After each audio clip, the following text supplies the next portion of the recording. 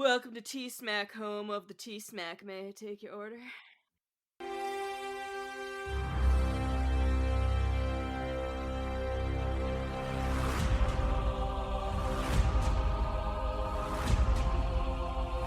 Hello there, and welcome back to another episode of Talking Smack, where we talk superheroes, movies, animation, comics, and so much more. I am your host, Josh Scar, and the wonderful thing about Alex's is Alex's are wonderful things. The tops are made out of rubber? No. And the bottoms are made out of spring. Bouncy, flouncy, trouncy. Bouncy, fun. The most wonderful thing about Alex is he's not the only one. There are plenty of other Alexes, including a Game Club Pod Alex. Hi, Game Club Pod Alex.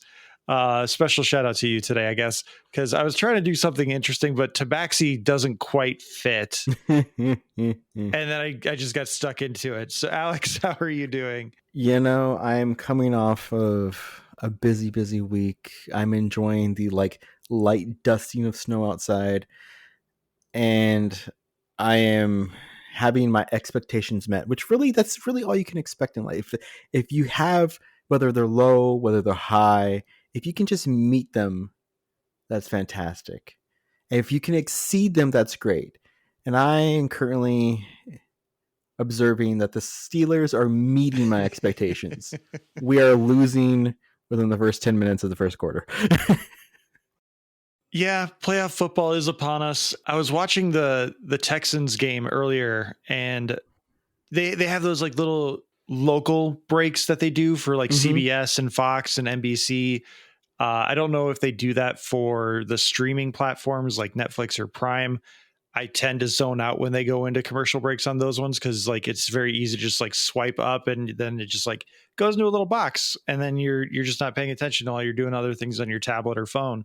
But for the Paramount game, CBS game, there was a Culver's commercial, which I love that Culver's is doing commercials now because they're kind of doing the old Dave commercials from Wendy's where the never frozen, always fresh, whatever. But the thing you do with commercials, especially in the United States, is you use someone with the Midwest accent. You just use like the most common accent, the most like normal accent where everyone can understand the words that are being said. But with this one, because it's Culver's, that you're using someone from Wisconsin, and you have this very normal, very bland thing being said, and then you just hear, and the classic Butterburger with cheese with fresh Wisconsin cheese. I stopped and I had to rewind it on my DVR because I'm just like, wow, she really went for that Wisconsin. I absolutely love that. Yeah, because I've been seeing them. So tonight's Steelers game is on Prime, not a sponsor, but should be. And when they go to the local commercials, I always get so mad because a few years back when they bought the rights to Thursday Night Football, I was like, oh, Prime, no commercials, fantastic. I'm just going to get whatever commentary, all this bullshit. And then they went to commercial. I was like, wait, I'm paying $9, $10, now like $13 a month for this crap. And I get so angry, but then I see the joyful and an extra like $7 a month now if you want ad free. Oh, don't. And of course, when you're like watching something that they are releasing, and it's like, oh yeah, this episode brought to you commercial free by blah blah blah blah, and you see the Here's timer. 5 commercials at the start. Yeah, exactly, and then you see the timer up top. And it's like, so you're using a 15-second spot to tell me that this is commercial free, but at least we get Culver's. I love the way they say the Butterburger too. It's like, you expect them to like, with a Butterburger, you expect to just see, and you do, like this big ass patty of butter thrown down around the griddle and then the burger right on top of it. It's like, there's a reason why we drink Culver's now. There was a meme going around. I think it was during the end of last football season, the 2023-24 season, where some internet personality went to a Culver's for the first time. And they had like the most standard Culver's meal you can have. It was like a concrete shake, a deluxe butter burger with curds, and I think an extra side of fries. And they went around like, would you be able to finish this in 20 minutes? I was like, bitch, I could have that done with an extra burger and, a side of custard on top of the concrete mixer in that time frame. Please and thank you. All right. We got to start a campaign because we did it properly. There was a campaign. It was April Fool's joke, and then they made it real of the curd burger, right? Okay. It's fantastic. It is a butter burger bun and then one giant cheese curd on top of that. They bring it back in October, and it's until supplies last, which normally is about 10 days, even though they say until the 31st of October. So you got to make more of them, but that's fine. The important part is when it comes to custard. Now, custard is a Wisconsin thing. It's not ice cream. It's something better. About 10 years ago, they changed the sizes of the custard, so you can no longer get a large that is the size of a large soda. Their large is now like the equivalent of a medium, and I'm still mad every time I'm like, oh yeah, I'll take the tall or whatever they call it, and they hand it to me. I'm like, this is like a third of the size that I'm used to. What is wrong with you people? I'm still hungry. I know. I live in the American Midwest. I'm used to larger portions, please.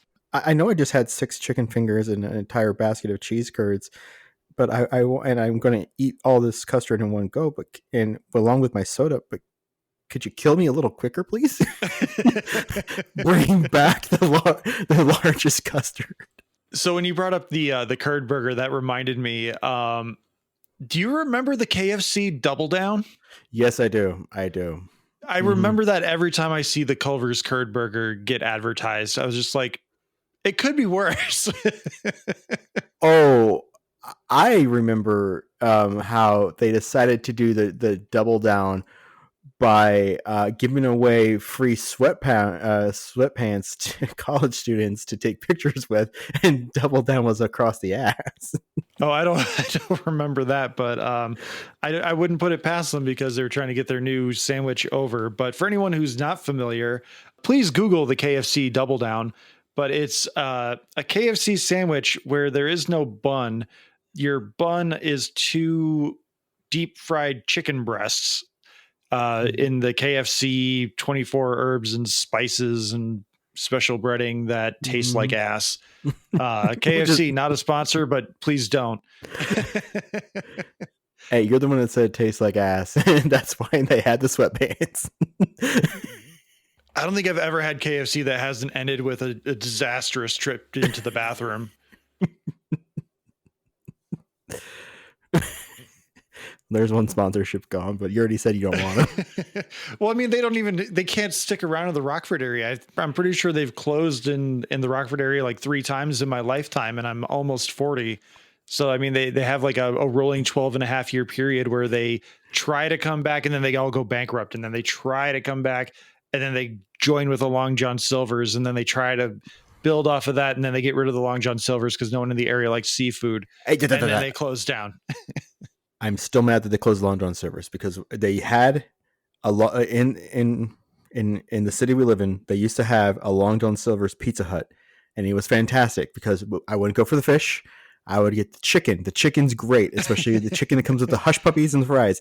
And then you order the Long John Silver's hush puppies. When I was a kid living in Elgin, my sisters would make my parents drive to the nearest Long John Silver's, which I think was in like Schaumburg or Aurora, which is still like a 30 to 45 minute drive. Like every 2 weekends, my sisters would beg for those hush puppies. Oh yeah. And then because it was Long John Silver's Pizza Hut, you can then order the Pizza Hut breadsticks, so as an appetizer, and it was fantastic. But that closed. It's like, okay, cool. We still have a Long John Silver's a little bit north in one of the adjoining cities, and when that one burned down, which kind of makes sense for the area, they didn't rebuild it. They just brought it back as a KFC, and I'm pretty sure that's the one that closed recently. I'm shocked I'm still alive. Speaking of like those KFC Splitsies like Pizza Hut Splitsies restaurants, because there was a Taco Bell Pizza Hut that was near our media play where Target is and all that stuff now. Matt, our friend Jason, and we would go there probably twice a week, and I would get like 2 orders of breadsticks. So it's like 6 breadsticks, and I would just have those. How my arteries are still flowing normally, and I'm here doing this. I don't know how that happened. Like, thank God for my youthful metabolism. But we have other things we should discuss. I think people are not here to hear us talk about our like life's mistakes as children. We are going to talk about Sony's announcements for upcoming films that are maybe they're replacing the not Spider-Man Sony Spider-Man universe. Maybe it's a course correction. We'll dive into it a little bit and kind of give our look ahead into what we think these are going to be. But first and foremost, Alex, we just had this promo, but because of how we number these, we get to listen to Tim and Joey talk about certain shenanigans with two blokes from Blighty. So we'll be right back. Yes. Hi, I'm a bloke. And I'm another bloke. And we are from Blighty. My name is Joey. I'm joined by my co-host Tim. Hi. Where every single Wednesday we come at you through the Game Club Pod podcast feed with our show, Two Blokes from Blighty. I tried to think about the kind of topics that we talk about on Two Blokes from Blighty. Tim, what's your favourite topic that we've ever spoken about across our 3 seasons? The fiasco of me shaving my head. Mine is the fiasco of you shitting on a toilet seat. If those sound like things you want to hear about, join us every Wednesday by searching Game Club Pod in your podcast provider. Just makes my life sound a little bit tragic, really, doesn't it? Would you listen to that show, Tim? I would. I don't think I would. No. I think one thing that they're missing from that promo is that they do a weekly joke. They have a joke off where they try to make each other laugh, and whoever laughs first, the person who told the joke, gets the joke of the week. And I've got one for you, Alex. This is one I heard recently that I thought it's so stupid, but it's great. What were Elvis's favorite months? I don't know. February, March. That's stupid. Okay, so I heard a really stupid joke. What do you call the soft stuff between a shark's teeth? I don't know. What do you call the soft stuff between a shark's teeth? Slow swimmers. It's nice. I don't know why, but I heard that and I just giggled, and then I thought of Jaws, and then I wanted to watch Jaws, and then I giggled more. So stupid. Okay, I got one more. This is a long joke, but it's like my favorite joke ever, just because it's so stupid. So, A pirate walks into a bar. He has an eye patch, a hook for a hand, and a peg leg. Bartender has a sign on the door that says, "Free drinks for interesting stories." So the bartender comes by and he says, "What you be drinking?" He says, "I'll have a beer. Beer's on the house if you tell me how you lost your leg." "Yar, one day I be sitting in my dinghy and resting my feet in the ocean, and a shark came and bit me leg off." I'm like, "Oh, okay, cool. That's a good story. All right, here's your free beer." "Yar." A little bit later, pirate's finishing his beer. Bartender comes back, says, "Hey, I'll give you another free beer if you tell me how you lost your hand." "Yar, I be looting some plunder when all of a sudden the lid to the treasure chest snaps on me hand and me hand gets broken clean off." "Oh, crazy. I didn't know they were that heavy. Here, have a free drink." A little while later, bartender comes back, says, "Hey, tell me how you lost your eye. One last free drink for you." "Yar, I be walking along the beach when all of a sudden a seagull came out of nowhere and pooped in me eye." And he goes, "You lost your eye by a seagull pooping in it?" "Nar, it be me first day with me hook." That's so stupid. I love that joke just because you go, "Seagull pooped in me eye," and they go, "Oh, okay. Yeah, okay." And then you keep going with the bartender. "Dar, be me first day with me hook." So dumb. I just love the visual of that too. Just like, "Yar, Yep. me eye." It's a good visual. They should make a SpongeBob out of that one. It is good. I really like it. It's so dumb. Almost as dumb as Sony's movie plans.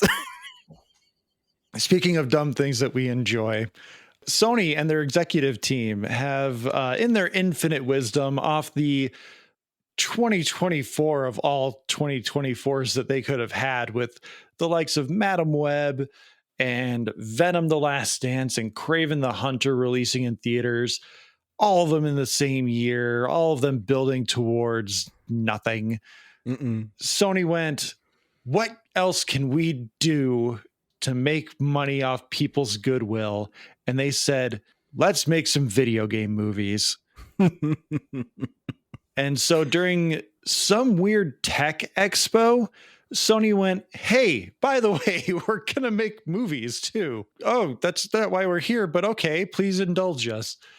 So they announced that they're making an anime off of Ghost of Tsushima, which is also already being made into a movie. They announced a Helldivers movie, and they announced a Horizon Zero Dawn movie, which like both of those, or at least the Horizon Zero Dawn movie seems like a no-brainer. It's a pretty cinematic game. You can probably make a pretty streamlined movie out of it, but it's Sony. You can't trust them to do anything. And really. Whenever I've engaged in any conversation about this since they announced it sometime last week, everything I've been comparing it to is, why has The Last of Us succeeded where practically everything else has failed? That's not like Fallout and a few other things. Part of it is they have Neil Druckmann, who was a key creative on the game for The Last of Us, being involved in the show. And other than that, I don't know what else it is, because Sony's just like, we have the IP, we'll just build a team of people, maybe. Like, who even knows if Sony's going to employ people in this either? So what we're going to do with this conversation, this exercise, if you will, is we're going to kind of talk a little bit about, like, do we think this can be a good adaptation? If it's not a good adaptation, what do we think Sony's going to do that's going to make it bad? We're going to pitch what we think is going to happen with these movies. Like, where do you think Sony's going with this? So I have no experience with the Ghost of Tsushima. I think the anime, which is being created, I believe it's the guy who like ran the Star Wars Visions series on Disney Plus, which, like, that's the most obvious thing to come out of any of this. It's that they're what Star Wars Visions. Let's make an anime out of something. Like, all of it just screams desperation, but getting the Star Wars Visions guy to make an anime off of an adaptation just screams obvious to me. So, like, what do you think the Ghost of Tsushima anime series would be like? Quick pivot. They're potentially working on the live action film, which I will say they have a good director in there, in that they had Chad Stahelski, who did the 4 John Wick movies. Makes sense. Rumor is that the Ghosts movie got actually pushed back planning of it because he stepped in to do a bunch of reshoots for Ballerina. Okay, cool. But there's no cast yet. The script's not written. So I'm assuming that the anime will come first. I don't get why they're just doing an anime. I mean, if anything, just take the cutscenes and just make them the damn thing. Because you can do something fun and cinematic with it. And part of what was great about Ghosts, and which I super loved playing, is that it was very reverential. So much so that the main directors and like cultural representatives that did it, because it was a US based, it was one of the Sony's US based studios. They've been declared basically cultural ambassadors because of how well they treated it, how well they represented it, how well they did the culture, that they flew there with its reverence and respect.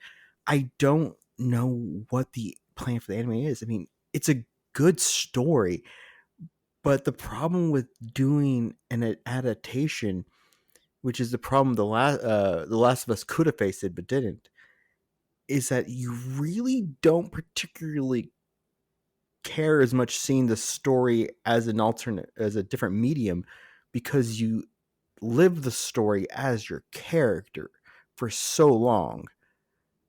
So could they do a Star Wars Vision type thing? Sure.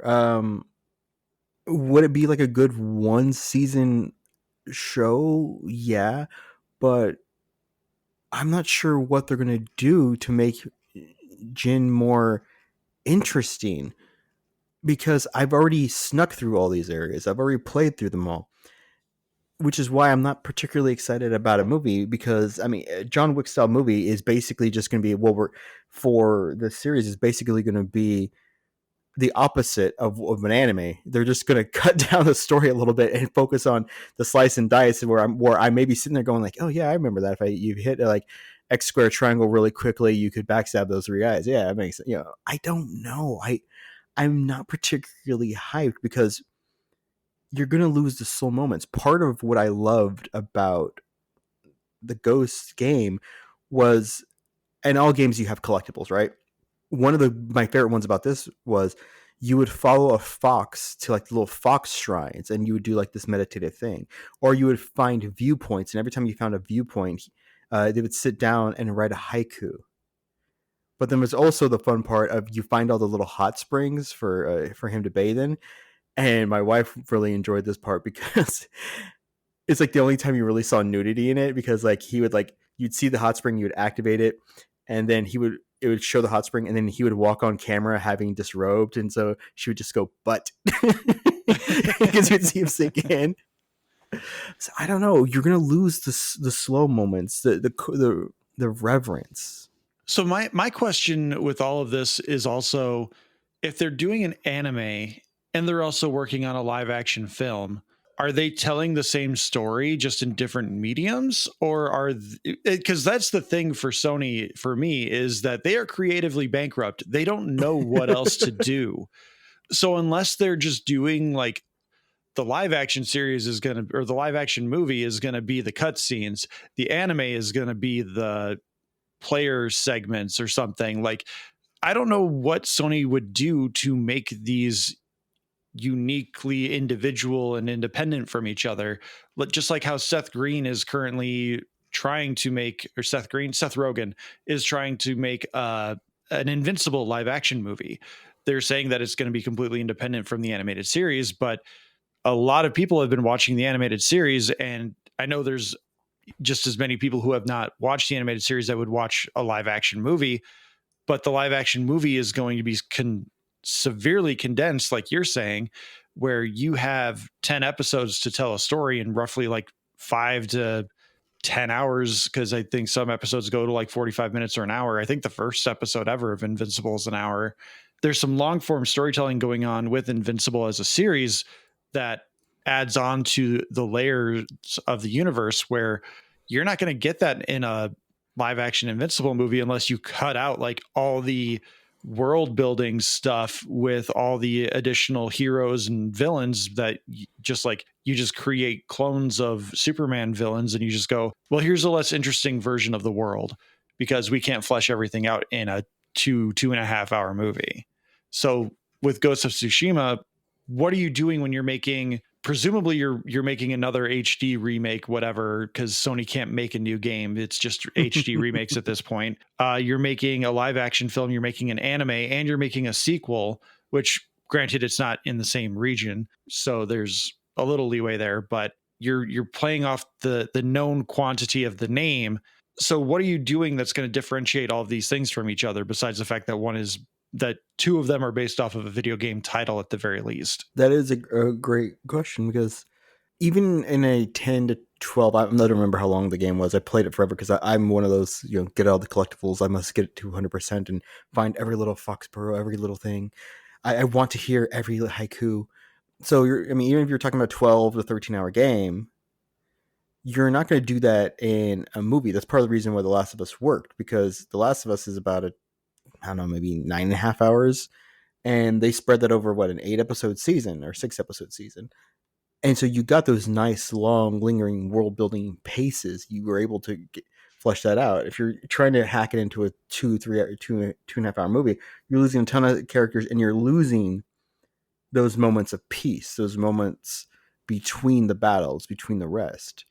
With an anime, yeah, you can certainly do that, but video games now have the engine and the power to decide what they look like.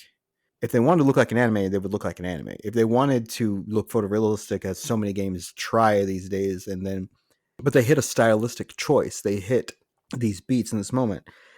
Maybe, and I think an anime could work much better, because they could then really spend the time to choose a manga aesthetic. But you're just telling the same story, which, hey, maybe it works, maybe it allows those flashy moments. I think that the movie is probably just going to be a fun shoot 'em up, John Wick style murder revenge story, right? I think the anime would be more successful because it could lean more into the cultural aesthetic and just be more approachable for people who don't want to play a very violent game. Makes sense to me. Given the subject matter of Ghost of Tsushima, I am intrigued into whatever they do, especially with a guy who did Star Wars Visions. Season 1 of Star Wars Visions was fantastic. I know that was different studios, but I mean, they all kind of came under this one guy's direction. It's something that at least the anime is interesting. I'm not sold on the live action just because, again, I don't trust Sony to not let their executives meddle. And as we've seen so many times already, they have no faith in general audiences to just accept certain things. So all I can see is Sony Pictures, Columbia Pictures executives being like, why aren't there more white people in this? Just letting that linger and trying to just change the story to allow white people to exist in this world, or more white people to exist in this world. And it's just going to water it down in a way that takes away from everything else that makes the story so critically and widely acclaimed amongst fans. So that's kind of, I don't know how much else we can really say without being in the room. So let's dive into the dive. I guess that's a good way to start. Let's talk Helldivers, with the announcement of a Helldivers movie being in development. This is where I kind of went, Sony's just, they're pivoting because they can't do Spider-Man anymore. Like, people have caught onto their game and they're too stupid to make their own Spider-Man movie, even though they could. And they have. I mean, the Miles Morales movies are good. They've won Academy Awards. They are well written. They're groundbreaking animation styles. But Sony's just like, well, that's lightning in a bottle. We can't recreate that. You kind of can, because it's Spider-Man. Spider-Man is his own lightning. Yeah. It's just ridiculous that they think general audiences are so stupid. It is them who is the stupid, because this is the movie where it's a blatant ripoff, at least with Helldivers 2. I'm not so sure about Helldivers 1. I haven't seen anything from Helldivers 1. I only know about like the Helldivers 2 stuff. And with Helldivers 2, it's pretty much just a blatant ripoff of Starship Troopers. It's a satire of fascist regimes, how they manipulate the sense of patriotism and what it means to lose that sense of patriotism. And you're fighting bugs and just all this stuff that basically is just like, we didn't get the rights to Starship Troopers, so we just did our own thing that's basically Starship Troopers. And where I think this is gonna just show again how stupid and bad Sony is at their jobs. They're gonna make this just a straightforward military action flick. They're gonna get rid of the satire. They're gonna just be like, well, people don't understand the satire anyway. They just want the guns and the violence. They don't want anything like a message. The funniest part about this to me is that Starship Troopers was made by TriStar, which is a Sony company. Oh, good Lord. So now, mind you, Helldivers is the game developer is not owned by Sony. They have exclusive deals with Sony. So they are... But Sony owns the IP. Yes, they do. So I find it really funny because I've played Helldivers 2. I thought I find it's enjoyable. They do have some connection issues now and then. A lot of it's been patched because when I was playing it, it was May, June, when they were still kind of at the peak of the just insane player count that they did not expect to be getting all these people with all the crossplay and all that crap happening. But I probably put maybe about 15, 20 hours into it. And I get it. It's fun. You drop in, you shoot bugs, you shoot mechs, you level up, absurdity of the ultra patriotism and the cutscenes and everything is fantastic. It is great. I saw somebody had what's his name? Casper Van Dien. Someone had Casper Van Dien who was in Starship Troopers play it, and he was Johnny Rico. And he even came back for, I think, one or two of the sequels, like the direct-to-video ones. He really I remember there was one that they made a really big deal, like, in the return of Johnny Rico. Yeah, Starship Troopers 3 Marauder. He also did, I think, the voice work on, like, one or two of the anime, not anime, the cartoon videos, whatever. So he's into it, and he watched the video, and he played the game, and he's like, "That's from that's from Starship. That's from." So it's true, but I think you are 100% right. Paul Verhoeven, who directed the movie, Starship Troopers movie, knew how to do satire. If you watch RoboCop 1 and don't realize that that was supposed to be a satire, you've missed the point. It's fact, it may even be prescient to shit that's happening today where it is omnipresent. Yes. You weren't supposed to be rooting necessarily for RoboCop. You were supposed to be rooting for RoboCop fighting against the ideals that they were trying to force onto him, and especially the insanity that they were doing to that city. Paul Verhoeven also did Total Recall, which is in its own way another parody of the action flick of the guy who goes to another place and takes over everything. And Starship Troopers is a massive parody. Want to know more? It's Afraid. I mean, the end of that movie has Johnny Rico training like 6th graders to keep fighting the war. That's what Helldivers is supposed to be. I don't believe that they're going to do it, because the point of the video game with its satire is you don't remove your helmet.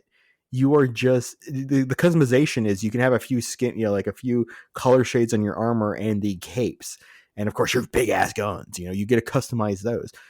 But do you really think they're gonna do something smart and actually not cast the hottest flavor of the month who will immediately remove their helmet anytime that they're not in battle? No, they're going to look at Judge Dredd, the Carl Urban one, where he didn't remove the mask, which is a fantastic damn movie. And you have Carl Urban as Judge Dredd, and he never takes it off because he's not supposed to. They're going to look at the Mandalorian and be like, well, Mandalorian takes his helmet off every season or two, so it's fine to do it. They're going to do what they did to Master Chief, which is, I think, first episode, 1 minute in, Master Chief walks around without his helmet, and you're like, that ruins the point of me being the character. The Halo show might be the best comparison for what this movie very well could be. It's just going to be a boring military try-hard, might be the best way to put it. It's not going to be an epic.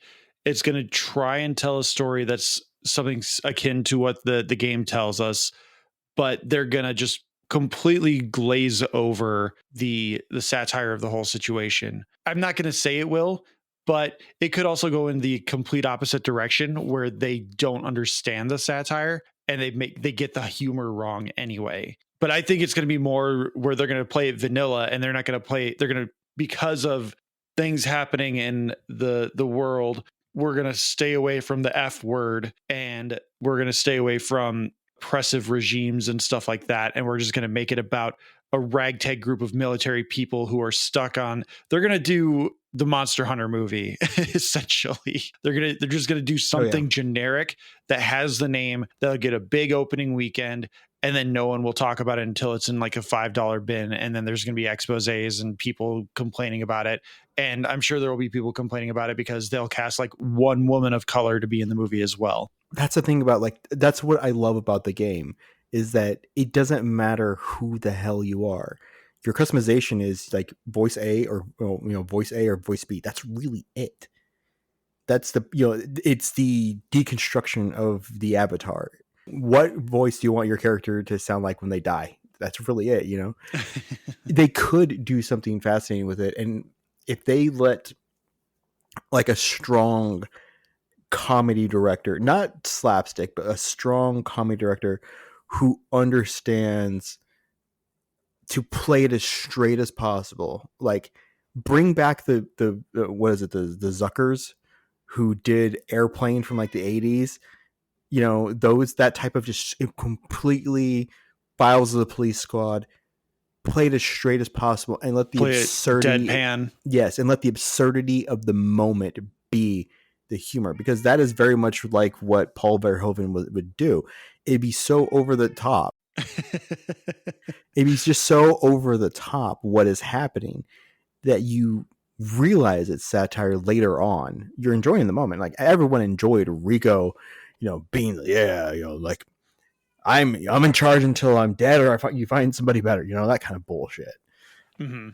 And it lingers. I just don't see Sony taking a risk, which it's a video game movie, it's a video game adaptation. So there's an inherent risk because, as we just talked about, you're adapting a long form storytelling medium into a 2 hour epic of some kind, assuming it's going to be even 2 hours. Like, God knows if they're going to butcher all these things down to like 90-minute nonsense like they did with like all of the Venom movies and Madam Web and whatnot. They're going to like every 5 minutes they're going to be on a new planet, or they're going to have blown the budget so spectacularly it's going to be like Pitch Black in space. Which, hey, I mean, Pitch Black is in space, but you know what I mean. That instead of like this, like, oh, we have this multi system war happening across all these planets, drop in soldier thing happening, that they're gonna be like, oh, yeah, we're already at like 130 with pre-production. One planet. We're going to have it just be one planet where all this crap's happening at once. It's the one important planet that everybody's fighting on at once, which if done right could be great satire. You know who I just thought of could do who I think could do a pretty good job is Justin Lin. I know him better as the guy who directed Star Trek Beyond, which arguably the best modern Star Trek movie. Not arguably, it is the best Star Trek movie. I mean, he has kind of fallen into a niche with the Fast and Furious movies, but before falling into that niche, he was a good up and coming director. So Justin Lin, he directed some episodes of Community. He directed Fast 5, 6, Star Trek Beyond, Magnum PI, Fast 9, and a TV series called The Endgame. Whatever he was on for Star Trek Beyond, I think he could do a pretty decent Helldivers movie that Sony probably wants them to make. Yeah. Where there's not a huge message, there's not a lot of satire, but it's fun. Because Star Trek Beyond is very good. It is a very well-made movie where every scene matters and every scene serves a purpose. Whereas you get a lot of fluff and all the other stuff he's done. But who the hell knows? Like that's all we can really do. But I think Justin Lin is a guy who could make the movie enjoyable at the very least through his direction. I might lead like someone like David Towie.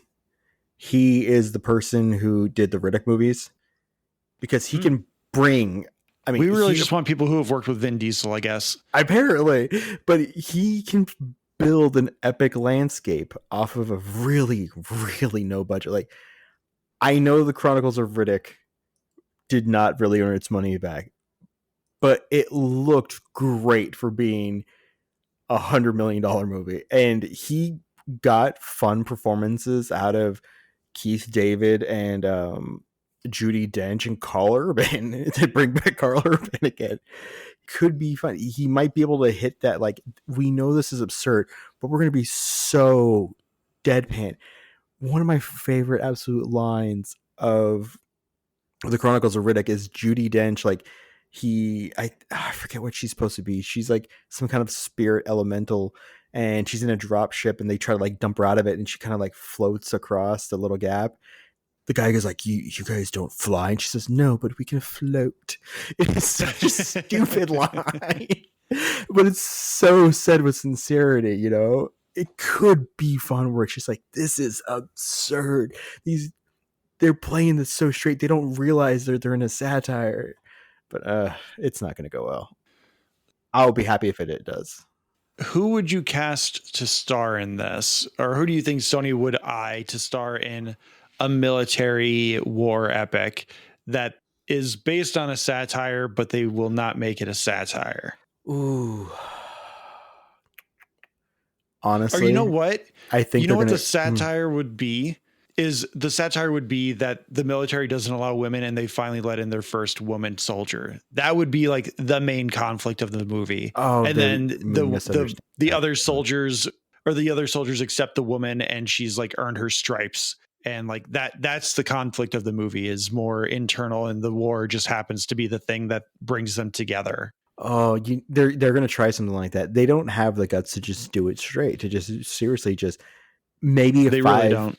15, 20, maybe like 30 minutes at the beginning of the war that shows you over top of the world. like Starship Troopers.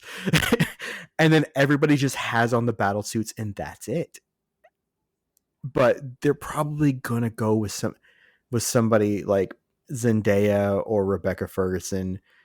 Maybe they try to like, oh, this is gonna be so good. They go after like Florence Pugh to get her, to get that Oscar kind of touch. They're gonna go with somebody if they do the angle of the whole like, oh, it's the first female combatant in war, and then of course they'll do some kind of reverencing and they'll have Demi Moore as like the senator pushing it forward or something like that because of the G.I. Jane connection.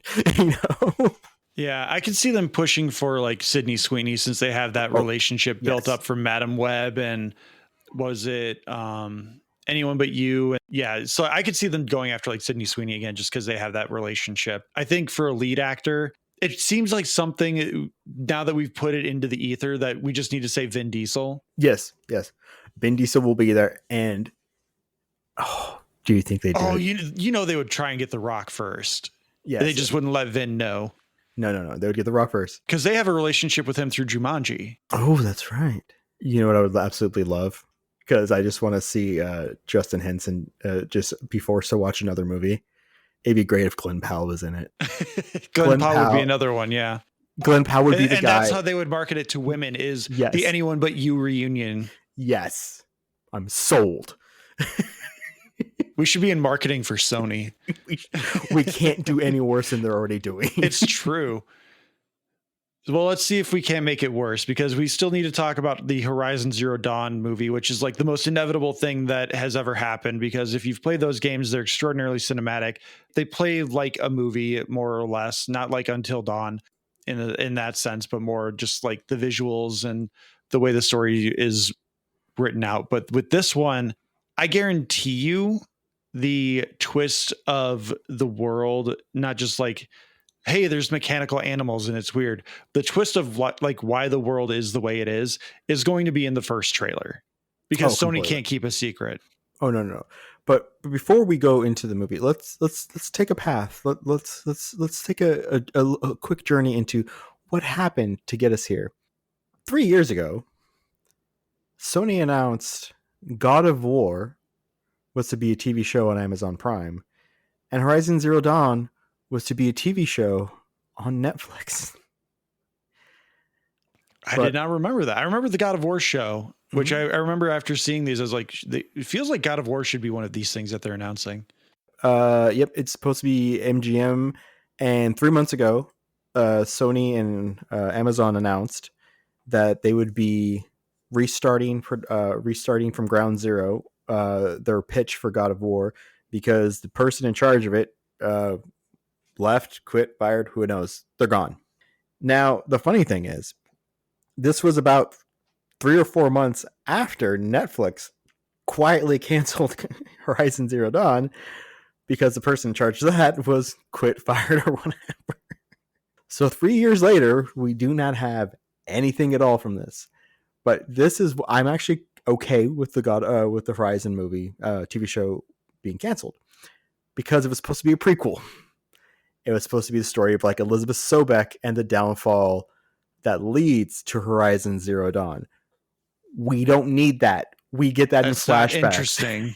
Yes. That's not interesting enough for a full show. Watch Chernobyl if you want something good about the downfall of humanity.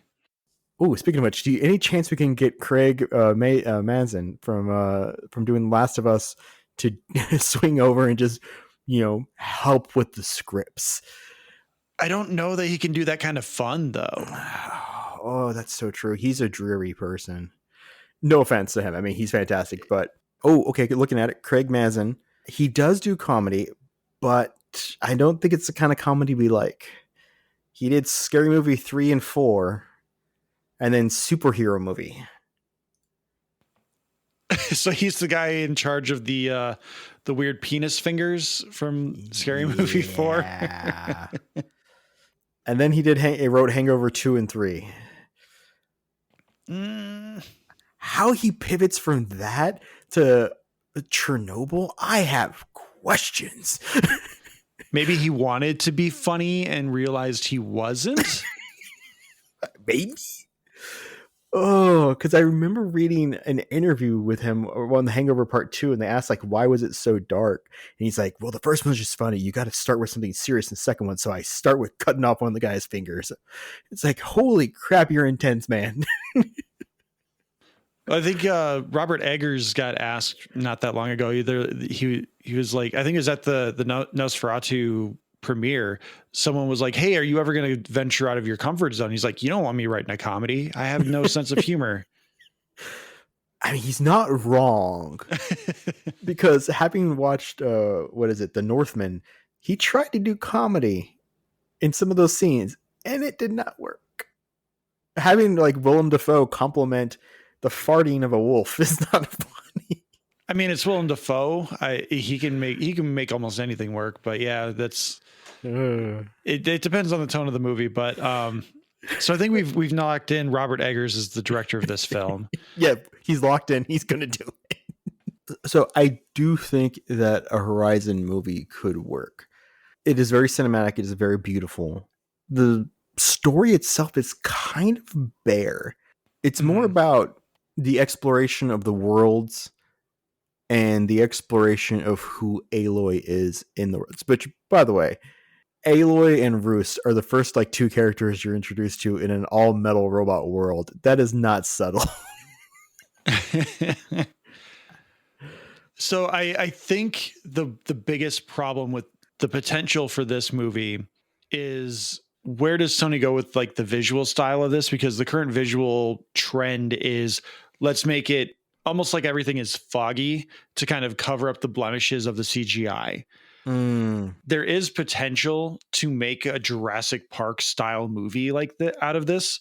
Yes. But you need color, you need bright visuals to kind of help complement that. Is Sony going to allow that, especially with how poorly received Uncharted was? Uncharted was bad, but at least it had colors, especially towards the end of the movie. But I get the feeling that they're going to try and not paint this future dystopia that has weird robot giraffes and robot saber-toothed tigers and other things wandering around the landscape. I get the feeling they're going to try and cover up some of those things and just make it kind of like a weird, foggy, always covered, because they'll add like a nuclear dystopia to it where like the sun's been blotted out, but like we're getting to the end of the nuclear winter or whatever. And so like there's like little rays of sunshine that come through every now and then, but it's still gray all the time. Right. Which doesn't work, because that they kind of play with that in the second one. Crap. What is the second one called? It's Horizon Forbidden Shores. Forbidden West? Forbidden West. And they kind of play with that. Why it's forbidden is because the creatures there are a little more wild. The ground's a little more dirty and the soil's more corrupted and chaotic. And that is part of the journey, is that she's restoring balance to the earth to allow the people to thrive out there.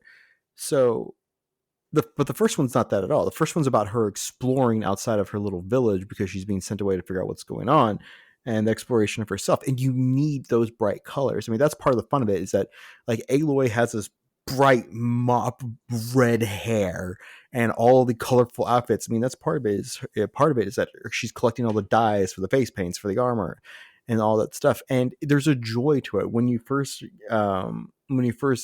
get your first horse.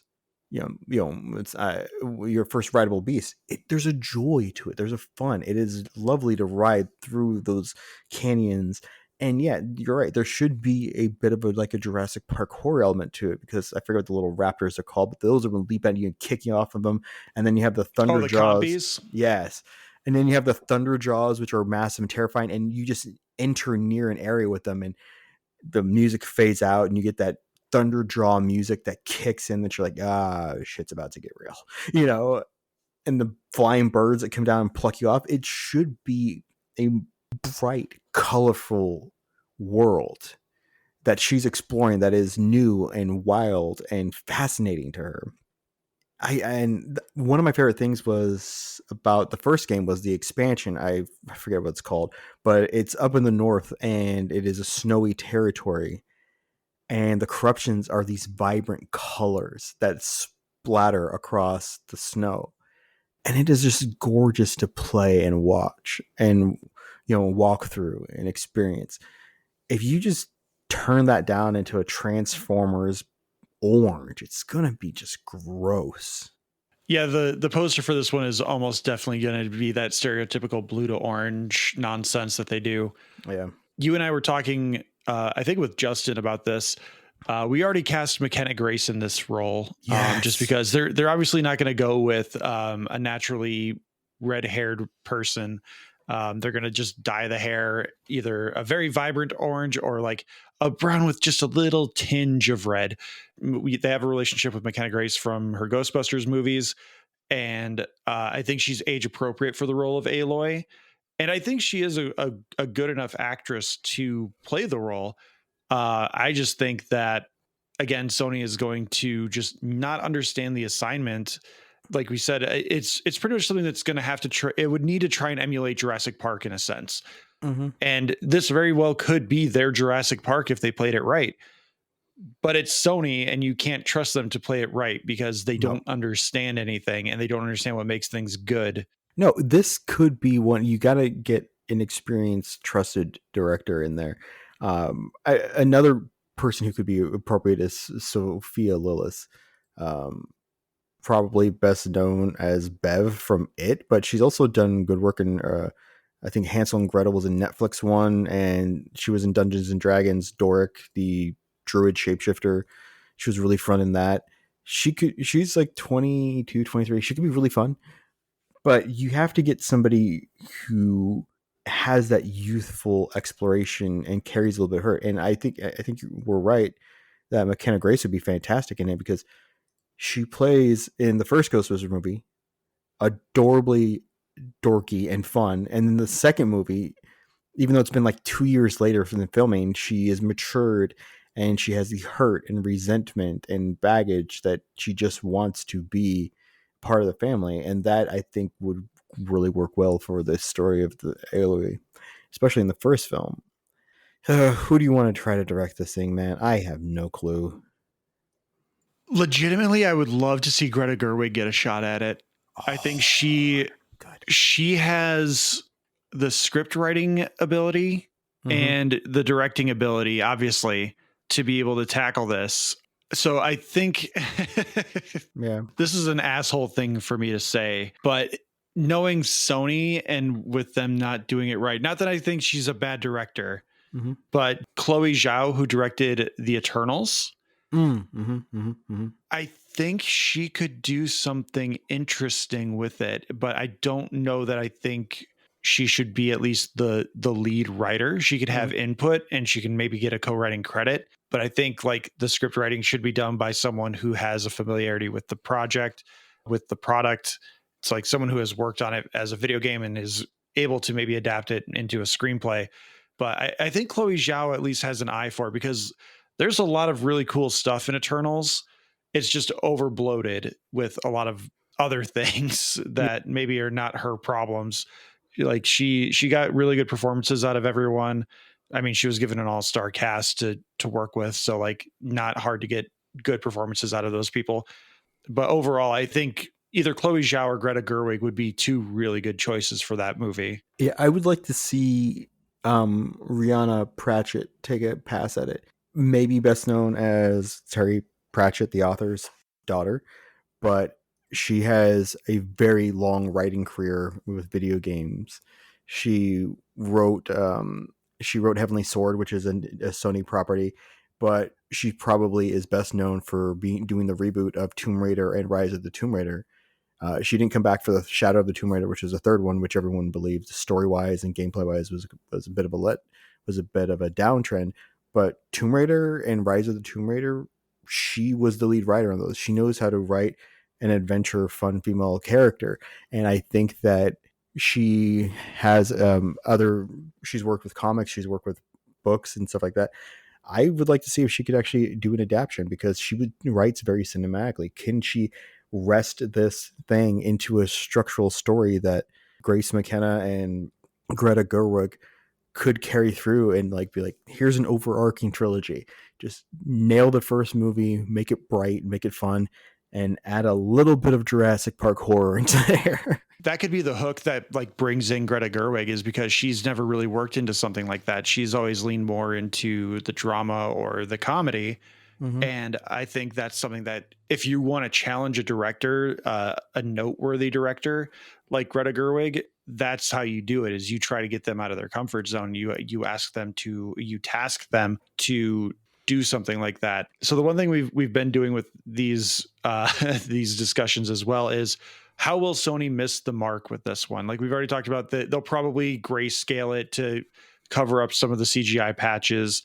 The other thing I can think of that would miss the mark for this is they would focus more on trying to uncover the mystery of the metal beasts and whatnot. Like they would try to give an origin story, or like a main detail as to like the bad guy of the movie is tied to these guys, and then it overarcs into her having to go out west. If I'm remembering, I never got to the end of the game, but if I'm remembering correctly, you're basically going after someone who is from like another tribe, who Yep. is kind of more or less on the same path as Aloy. Like they've kind of started peeling back the layers of the onion, but they have more malevolent means to uncover these things, because like they're utilizing the corruption to turn the beasts more feral, where Aloy is like trying to find a way to make humanity coexist with these things more than anything. So the main character of the first one, who you believe is either helping or hindering to you, was played by Lance Reddick. May he rest in peace. His character Silence. And that role, they will so mess up because they will miscast whoever it is to make them very obvious that they're super evil until like a twist at the end. They will not allow, if Sony's does their Sony thing of allowing you to explore to figure out, do you trust them or do you not trust them? What is this? Are they malevolently working against you, or are you just two people on a dual path and one of you is taking a little more extreme measures than the other? They won't allow for that. They're going to do some horrible twist on it, or they're going to screw it up completely and just have Sony don't do nuance. no, or they're just going to straight up do it where Silence is immediately, it's a buddy comedy with Silence and Aloy skipping down the primrose path together or something like that. They don't know how to do, they don't know how to do nuance, and that would be regretful in my opinion. As much as like getting someone like Greta Gerwig, Chloe Zhao, or anyone like that to direct this is probably not going to happen, because much like adapting licensed IPs into video games, adapting video games into movies is very expensive, because you have to pay for the IP. That's a big part of your budget. And then you have to pay for the adaptation, and you have all the other rights that go towards like allowing writing credits and producer credits and everything else that goes along with that, because IPs and the retention of those IPs is important. So there's a lot of stuff that Sony just can't toe the line with, because they're just like, just get it done. We said it's coming out. We got to get it made. Just make it and we'll fix it in editing. Like we love ADR. Did you ever see how good of ADR we did in Madam Web? Which apparently, again, there's really bad ADR in the Craven movie too. Yeah. So Sony went all in on their ADR budget this last year. One of the also things I think they'll screw up with each of these properties is they will forget to thank the studio that developed them. So there'll be like no 100%. Thank you studio, Santa Monica or whatever, or no, in association with they won't do that. No, why would they? You got a producer credit, man. What more do you want? I will say, if we can't get Greta Gerwig, I would maybe trust Adam Wingard to do Horizon, because Godzilla Kong was very colorful and pretty. That's not a bad take. That's, at least he can make a snappy action movie. Exactly. The plot will make no sense, but it will be pretty and fun in the action sequences. You'll see in the background as Aloy is like running away, firing arrows and stuff. You'll see the Thunderjaw like battle royale happening, and at least it'll be entertaining. You'll forget it came out only 10 months ago, but you're like, oh yeah, did it make money? They're making a sequel. Yeah, they're making a sequel to that. He knows how to do scale. I mean, that's one thing that I will definitely praise Godzilla versus Kong for, is the fact that they had a few of those shots where you had that ship go like through Godzilla's mouth or in front of Kong, and you're just like, okay, that's the size correlation to things, instead of just being like, I don't know how tall that building is, but they're both bigger than that building, so that must mean they're pretty big. And you know what? I actually really did I still think about that every once in a while of Kong like trying to hold up the hands and you're like, dude, I just want to talk Godzilla. You mean in reference to my finest work I've ever done with my Superman TikTok? Yes. Yes. Godzilla X Kong steals the Batman v Superman misunderstanding. Yep. And I still do love that Momthra shows up and like, kids, stop fighting. It's like, okay, Mom. Okay, Mom. Sorry, Mom. He was being a jerk. You're a jerk. No, you're a jerk. Maybe we'll get that. But let's be honest, we're probably not. It's probably going to like end up like, I don't know. They'll get Sean Levy to make the most generic thing ever, and it'll make $600 million, and Sean Levy will go and make Deadpool 4, Deadpool 3, whatever you'd want to call it. And Vin Diesel will be Roost. All right. Well, I think we've predicted the future pretty well here. The next thing we need to figure out is what the lottery numbers are, because that draw happens in about an hour. Let's see. How good is my night going to be? How are the Steelers doing right now? 7-28 in the third quarter. We are doing exactly as expected. The one and done every year. But at least their streak of 500 or better continues. I don't have much faith in the Packers. Ted Lasso has a quote in there that says it's the hope that kills you. I'm hopeful for a good outcome, but I don't expect it. I'll be happy if they are competitive, but that's one of those things in sports where it's like, if they're getting blown out, I can just like walk away and be like, okay, that's done. Mm-hmm. Whereas if they're in the game and you get your heart broken, is that worse? Where you're like, we were that close. And I was so invested that like, oh, maybe we can get there. Maybe we can get over that hill like the little engine that could. And then you can't. And then you're just like, oh, my heart. Yep. Like, which is better? In sports, it's neither really. No. The only good outcome is a win. Which is exactly like, if for some reason the Helldivers 2, they hire like Paul Verhoeven, he's not retired. He's just like in his 80s. And it's like, oh, maybe they understand. Maybe there's hope for this movie, or it's like the adaptation of Horizon Zero Dawn is they have cast an age appropriate like Grace McKenna or Sophia Lillis. Like, oh, the hope starts to abound. But then with Sony, it's all the little things that start piling up on top of it. That's like, all but the still leaks that give happen because they have no security around anything. So like all the production problems will start leaking. All the script changes will start leaking. And it's just like, yep, that's what we expected. Yeah. And it's not going to be like the Ghostbusters movie where you have Dan Aykroyd playing offense to always give you hope that it's going to be good, which, by the way, Afterlife still gets me. I love it. The Frozen Empire is not very good. It still blows my mind. We've talked about Godzilla X Kong and now Ghostbusters Frozen Empire. It blows my mind that back-to-back weeks last March, a beach got frozen in two different movies. Yep. They both had Empire in their name. The beach got frozen and there was a pink sky beam. It's Dante's Peak and Volcano all over again. Armageddon and Deep Impact. Deep Impact. Yeah, and let's not forget Frodo was in there. Right? What's Frodo was in? Yeah, Deep Impact. That was Elijah Wood. But Alex, let's start getting out of here because I have to edit this thing tomorrow now. So let everyone know about the Discord where they can share all their pitches and what they think is going to happen with Sony going forward. Listen, social media sucks. We have an account on almost all of them, but if you really want to talk to us, you really want us, to let you know about the random crap we find online, go to our Discord. The link is just below. And you know what? We're also not going to tell you about how terrible that the Until Dawn movie is going to be because they're doing a complete new origin story versus the game that they've remade twice now. Until Dawn in name only, essentially, and they're bringing back the guy that played Lucifer in the Constantine movie to play the psychiatrist that like interludes the chapters. So yeah, please join our Discord. There's a link in our episode description. You can join in on the conversation. Matt's bad at his job and likes to hang out and chat all day. So keep him entertained as well. You can follow us on all the social media platforms like Alex mentioned. We're on Blue Sky, Instagram, Threads, Hive Social, Facebook, YouTube, and TikTok. And if you're listening on YouTube, please don't forget to like and subscribe. Email us your thoughts, questions, reviews. How do you think Sony's going to handle these adaptations. Let us know what your thoughts are at tsmackpod@gmail.com. Thank you to Leo Allen for musical themes, Beppo and Retro Oil Studios for our avatars. Please like, subscribe, rate, review on your podcatcher of choice, or if you're watching on YouTube, hit that like button and subscribe. Thank you to Leo Allen again for the musical themes. Thank you for listening. Alex, thank you for being here. And most importantly, everyone, take care.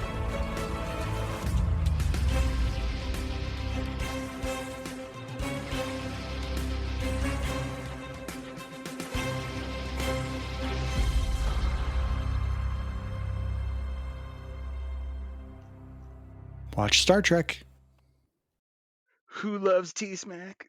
I love T-Smack. Is it true? Mm-hmm. I do. Ooh.